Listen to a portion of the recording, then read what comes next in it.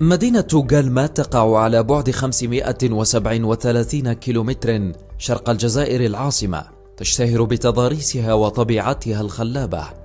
يقع فيها الكهف العجيب غار جماعة، وهو من أروع المناطق السياحية في جالما وأغربها. يقع هذا الكهف بقلب جبل الطايع في بلدية بوحمدان، أطلق عليه اسم غار جماعة لاجتماع المجاهدين فيه إبان الثورة التحريرية. يحتوي الكهف على مناظر خلابة وأسرار غريبة ظلت مدفونة على مر العصور، من بينها كنوز أثرية طبيعية تعود إلى 8000 سنة قبل الميلاد، كبقايا الهيكل العظمي لحيوان القنفذ.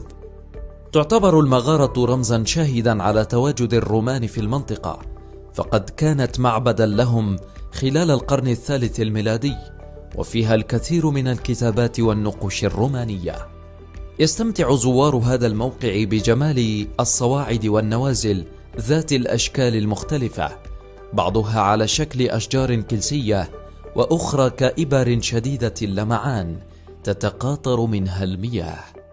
من المؤكد أنك ستستمتع بزيارة تلك المغارة.